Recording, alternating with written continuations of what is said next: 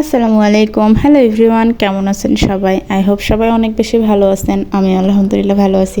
তো আজকে আবার নতুন একটা ভিডিও নিয়ে আসলাম, সবাইকে দেখার অনুরোধ রইল। তো চলুন আজকে আমি কী রান্না করি। আজকে আমি রান্না করব লাউ দিয়ে গরুর মাংস। আজকে আমি ফার্স্ট টাইম রান্না করছি এভাবে। তাছাড়া লাউ আমার অনেক বেশি পছন্দ। তো চলুন আমি কিভাবে রান্না করি।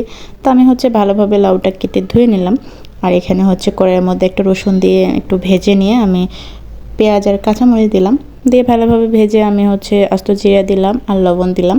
আমি সবজি রান্নার ক্ষেত্রে আমি ওইভাবে মশলা ইউজ করি না, আমি শর্টকাট মশলা দিয়ে রান্নাটা কমপ্লিট করি। তো আমি লাউটা দিয়ে দিলাম, দিয়ে একটু নাড়াচাড়া করে আমি হলুদ দিব। হলুদ দিয়ে সেমভাবে একটু নেড়ে আমি ঢেকে দিব। লাউ থেকে তো এমনি থেকে পানি বের হয়, এক্সট্রা পানি দিতে হয় না, তো আমি ওই পানি দিয়ে কষায় নিতে পারবো। তো এইভাবে কে কে রান্না করেন অবশ্যই জানাবেন, গরুর মাংস দিয়ে লাউ, কারণ আমি ফার্স্ট টাইম রান্না করছি, আমি জানি না আপনারা খান কিনা এভাবে। সো এই যে দেখতেই পাচ্ছেন, এখন আমি ঢেকে দিব, দিয়ে চলে আসবো যে কেমন হয়েছে। তো দেখেন অলরেডি কষানো প্রায় শেষ। এখন আমি গরুর মাংস দিব। তো আমি পরিমাণ মতো গরুর মাংস দিয়ে দিলাম, দিয়ে আবারও কিছুক্ষণ কষাবো, দেন আমি একটুখানি পানি দিব।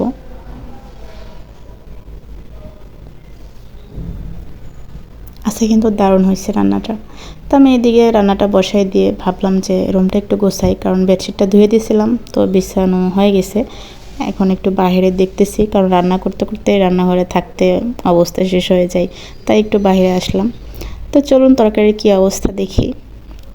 এই যে আমার কষানো অলমোস্ট শেষ, সেদ্ধ হয়ে গেছে, সেটাই দেখতেছিলাম। এখন আমি একটুখানি পানি দিব, দিয়ে রান্না করব কিছুক্ষণ। আসলে এই রান্নাটা কিন্তু দারুণ হয়েছে, আপনারা ট্রাই করতে পারেন।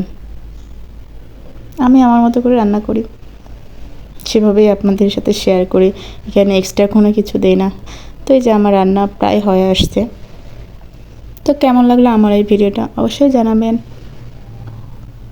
সবাই পেজটাকে একটু ফলো করবেন। তো আমার রান্না এই যে শেষ, অসাধারণ হয়েছে আজকে রান্নাটা খেতে। সো সবাই ভালো থাকবেন, আল্লাহ হাফেজ।